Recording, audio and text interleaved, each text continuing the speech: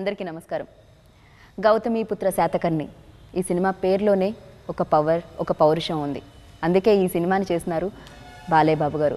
ఇది బాలకృష్ణ గారి 100వ చిత్రం కావడం మరొక విశేషం. మరి ఈ చిత్రం ఎప్పుడు రిలీజ్ అవుతుందని బాలయ్య బాబు అభిమానులందరూ కూడా ఎంతో ఉత్కంఠగా ఎదురుచూస్తున్నారు. ఎన్నో అంచనాల మధ్య ఈ సినిమా మన ముందుకు రాబోతుంది. గౌతమిపుత్ర శాతకర్ణి. గౌతమిపుత్ర శాతకర్ణుని జీవిత చరిత్ర ఆధారంగా తీయబడ్డ సినిమా. మరి ఈ చిత్రాన్ని దర్శకత్వం వహించారు క్రిష్ గారు. మరి ఈ రోజు ఈ చిత్రం గురించి మాట్లాడడానికి బాలకృష్ణ గారు అలాగే క్రిష్ గారు మనతో ఉన్నారు. ఆలస్యం చేయకుండా వాళ్ళతో మాట్లాడదాం రండి.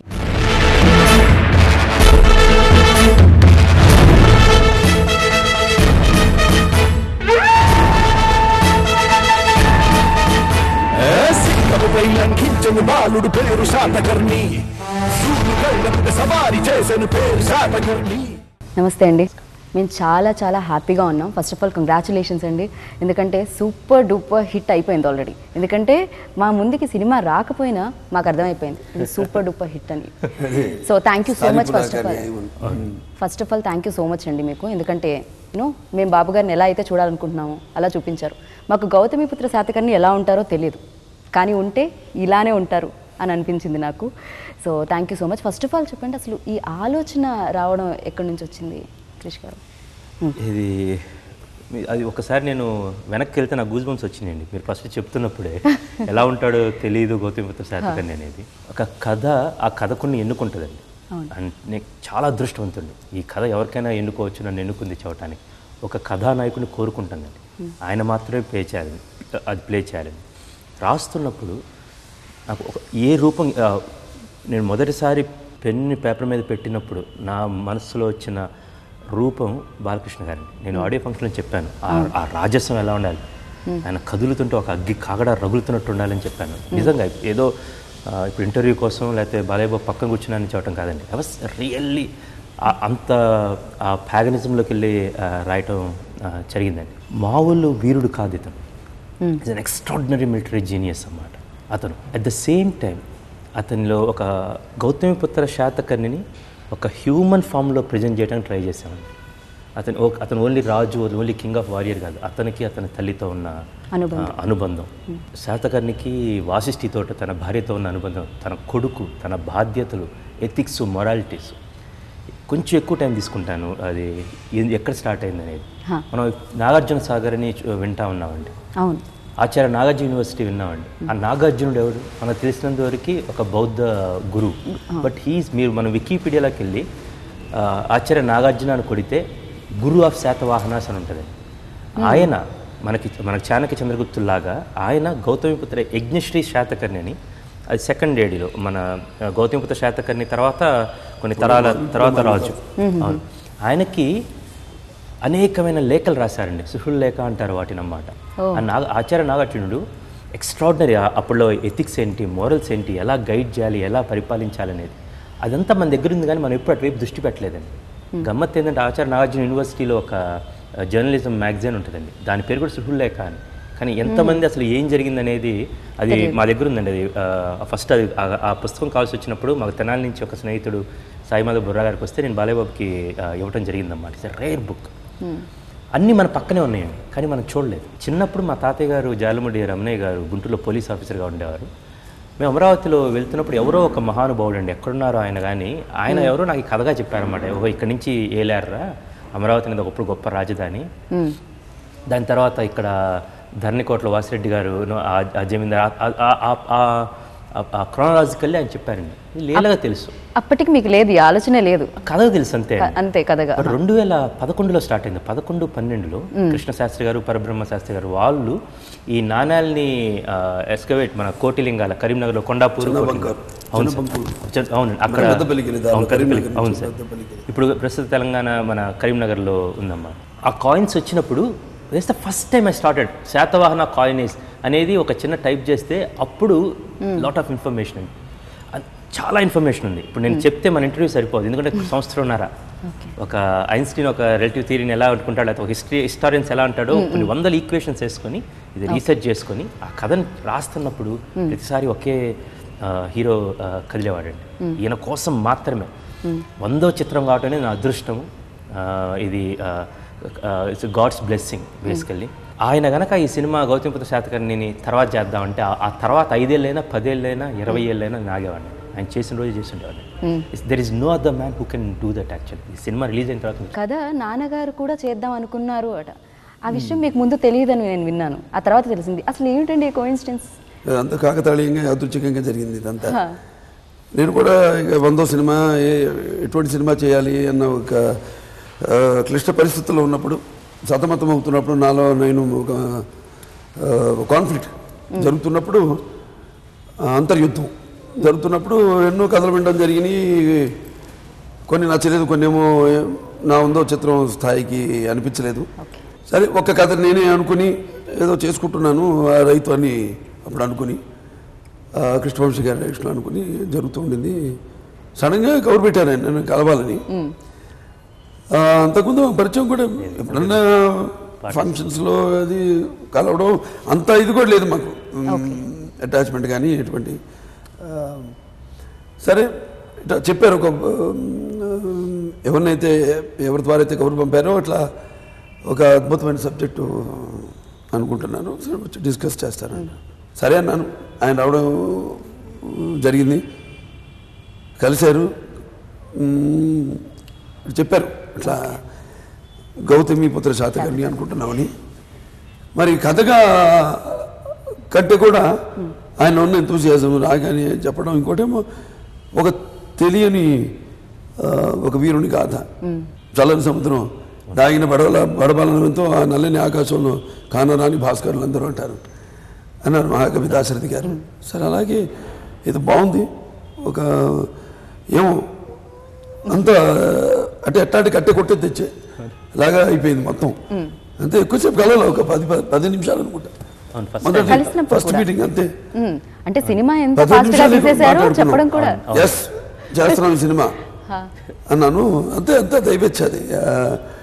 అలాగే అసలు షూటింగ్ కూడా ఇప్పుడు అయిపోయి సినిమా విడుదల రేపు 12 విడుదల అవుతుందంటే కూడా డ్రీమ్ కమ్ ట్రూ. అప్పుడు అయిపోయింది సినిమా.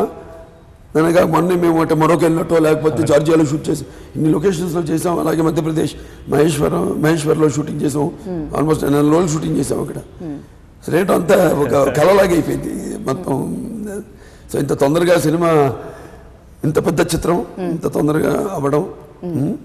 అండ్ ఏదైతే నాకు తెలియదు ముందు ఈ చిత్రం నాన్నగారు చేయాలనుకున్నారని, తర్వాత మా కొమ్మని అంతా బయట పెట్టారు. ప్రదీప్ గారిని ఒక ఆయన, అలాగే ప్రసాద్ గారిని. సో ఇది ఎలా జరిగింది అంటే ముందు అంటే ముందు ఆయన అనుకున్నారని నాకు తెలిసిన, ఆయన అనుకున్నారు కాబట్టి చేశాను అనుకోవడం, అది ఒక తండ్రిగా ఆయన అనుకున్నారు, నేను చేస్తున్నాను ఆ అది వేరు, ఆ ప్రేరణ వేరు. ఇది అలా కాకుండా అంతా ఈయనొచ్చి చెప్పడం, అడగడం, ఆ సినిమా అనుకుంటున్నాను అనడం, నేను అలాగే అనడం, తర్వాత నాకు తెలియడం నాన్నగారి సినిమా చేద్దాం అనుకున్నారని. బ్లెస్సింగ్ అండి. I started believing more.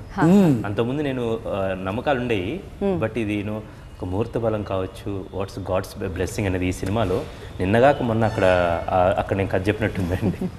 Extraordinary journey actually, one of the great years in my life.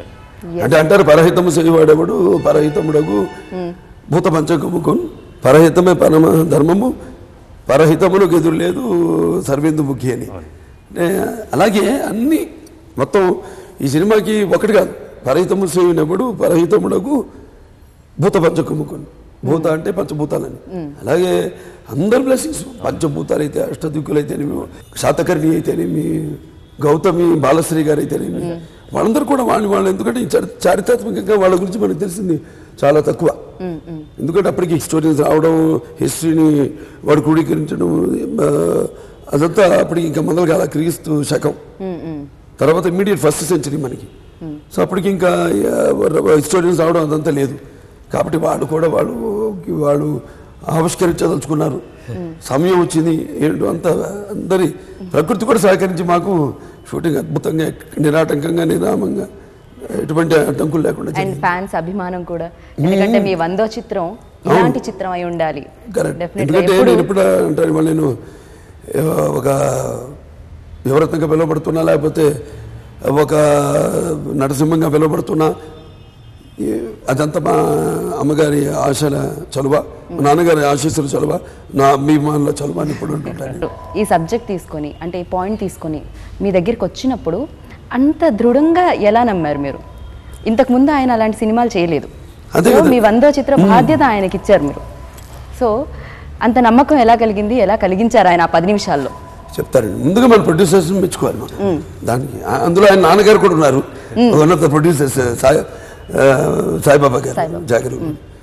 ఇప్పుడు ఏంటంటే ఆయన చేసిన 5 సినిమాలు ఇంతకుముందు ఇది కాకుండా 5 సినిమాలు, సినిమాకి సంబంధం లేదు, ఒక సినిమా.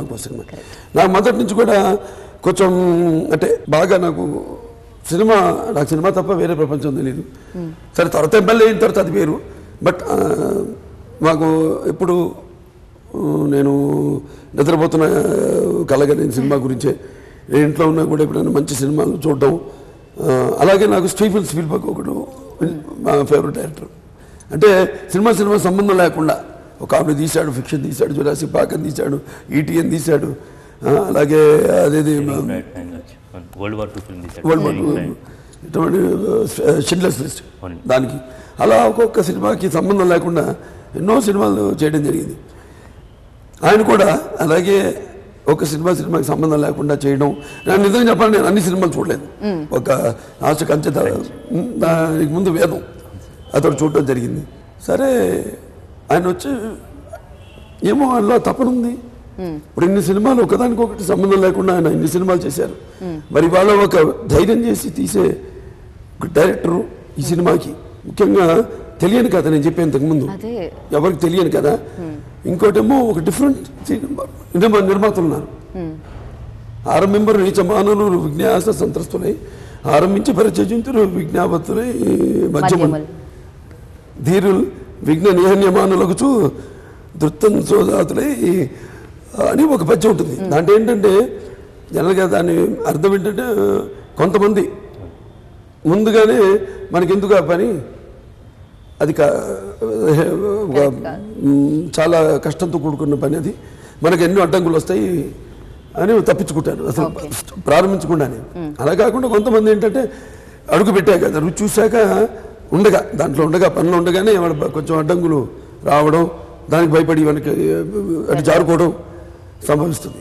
అలా కాకుండా ఒక సంకల్పంతో, ఒక ఆత్మవిశ్వాసంతో ముందుకు వచ్చిన నిర్మాతలు నేను ముందుగా అభినందిస్తున్నాను.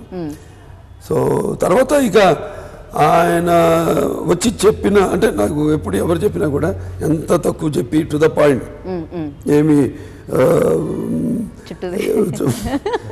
సో ఎటువంటి నేను ఓపెన్గా ఆయనలో ఉన్న ఒక ఆవేశం, ఆయన అది మెయిన్గా నాకు దానికి నేను ఆకర్షితుడు. మీ పుత్ర శాతకర్ణి గురించి ఎవరికీ తెలియదు, కొంచెమే తెలుసు. ఒక సినిమా 2.5 గంటలు ఉంటుంది. ఆ తెలిసిన దాంతో సినిమా తీయాలంటే కష్టం. మీరు ఇందాక అన్నట్టు 2011లో మొదలుపెట్టిన మీరు తెలుసుకోవాలని ఇన్ని సంవత్సరాలు తెలుసుకున్న తర్వాత ఈ సినిమా మాకు అందించారు డెఫినెట్గా. కానీ ఆయన ఎలా ఉంటారు, ఎలా ఉండేవారు, ఇవన్నిటినీ ఎక్కడి నుంచి గ్యాదర్ చేయడం జరిగింది? లేకపోతే దీంట్లో ఏమైనా ఊహ ఉంటుందా? మొత్తం అంతా చాలా ఊహ ఉంటుందండి, చాలా కొద్దిగా తెలిసింది. బేసికల్గా ప్రతిదీ we have to dramatise for the taste of audience. రెండోది, ఇది ఎలా ఉంటుందంటే ఒక చరిత్రని కథగా చేయాలంటే ఒక లైన్లో మొత్తం మనకు తెలిసిందంతా గౌతమి బాలాశ్రీ, తను మదర్ రాజమాత నాసిక్లో శాసనాలు వేయించింది. నానాగట్లో ఆధారం ఎంత గొప్ప తల్లే చూడండి. బేసికల్గా అతనికి జన్మనివ్వటమే కాదు, ఇప్పుడు మనం చెప్పుకోవడానికి కారణభూతం కూడా మళ్ళీ ఆమె ఆయన్ని ఎప్పుడు దాకా జీవించుకోవడానికి. She you loss really well అన్నమాట. అందులో ఒక్కటి ఫర్ ఎగ్జాంపుల్ ఎక్కడో మనకి ఒక చిన్న తీగ దొరుకుతుంది, రాజసూయ యాగం అని ఆయన చేశారు అని. ఇప్పుడు ద్వాపరయుగంలో ధర్మరాజు రాజసూయాగం చేశారు, అప్పుడు శ్రీకృష్ణుడికి అగ్రపూజ చేయటం, శిశుపాల వధ జరగటం. సో రాజసూయ అనగానే ఆ కైండ్ ఆఫ్ ఊహల్లోకి వెళ్ళి మనం అప్పుడు జరిగింది కాబట్టి వీళ్ళు ఎలా చేస్తుంటారు, అక్కడ what drama we can get when you're reading entire Satavahana dynasty's history. Gautamiputra Satakarni దగ్గర నుంచి తల్లి పేరు పెట్టుకోవటం స్టార్ట్ అవుతుంది. సో అంతకుముందు ఉన్నారా లేరా అనేది కథకు అప్రస్తుతం. సో ఫస్ట్ ఈయన పెట్టుకోవడం జరిగింది. సో ఇక్కడ నుంచి గౌతమిపుత్ర శాతకర్ణి అంటే గౌతమిపుత్ర తన తల్లి పేరు తీసుకోవడమే. ఎవరికి తల్లి పేరు పెట్టుకున్నారంటే అది documentary. How you dramatise that, తల్లి పేరుని తీసుకోవాల్సిన పరిస్థితులు ఏంటి, ఎలా తీసుకున్నారు, ఆయన ఏ పరిస్థితుల్లో తీసుకున్నారు. సో మాకు చిన్న లైన్ దొరికింది. ఫర్ ఎగ్జాంపుల్ నేను రీసెర్చ్ చేస్తుందని చెప్తున్నానండి, మన ఇన్ఫర్మేషన్ ఇక్కడ తక్కువ ఉందండి. బట్ వెన్ యూ రియల్లీ నాకు ఆడియో ఫంక్షన్లో కొంచెం నేను ఎక్సైట్ అయ్యండి చివరిలో. ద సోల్ రీజన్ ఈజ్ నాకు నిజంగా బాధ. ఇక్కడ నేను రీసెర్చ్లోకి వెళ్తే మనం గూగుల్లో ఎవరు లేరని చాలామంది అంటారండి. But you have to go to Google books. Google బుక్స్లో కొడితే మహారాష్ట్ర స్టేట్ గెజెట్లో దాదాపు 100 పేజీల పైగా స్టేట్ గెజెట్ గురించి ఉందండి. ఎందుకంటే ఇప్పుడు మనకి సారీ ఫర్ ఏంటంటే మనకి చరిత్ర గురించి తెలుసుకోవాలంటే కూడా మెడ్రాస్ మీరు ఓరియంటల్ లైబ్రరీ ఉంది.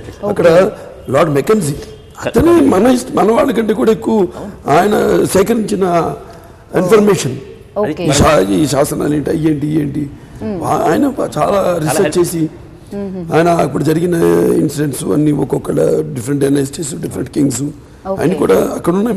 మన దగ్గర కంటే కూడా అక్కడ ఉన్నాయి. అంటే వాళ్ళంటే మైక్రో ఫిల్మ్స్ చేసి వాళ్ళు అక్కడ ప్రిజర్వ్ చేశారు. మీ ఆలోచనలన్నీ కార్యరూపం దాల్చి నిజంగా చక్కగా మా ముందుకు రావాలని మనస్ఫూర్తిగా కోరుకుంటున్నాను. అండ్ ఈ అవకాశం నాకు ఈరోజు వచ్చిన నేను ఇందాక చెప్పాను అదృష్టంగా భావిస్తున్నానని. Thank you so much. And మీకు ముందుగా గౌతమిపుత్ర శాతకర్ణి సంక్రాంతి శుభాకాంక్షలు. సో మాకు సంక్రాంతి ఇలా వచ్చింది కాబట్టి పండగ 2 పండగలు ఇదైతే గౌతమిపుత్ర శాతకర్ణి ఒకటి, సంక్రాంతి ఒకటి, అండ్ అందులో ఉగాది కూడా చూడబోతున్నాం కాబట్టి సో మీకు కూడా సంక్రాంతి శుభాకాంక్షలు. So thank you so much.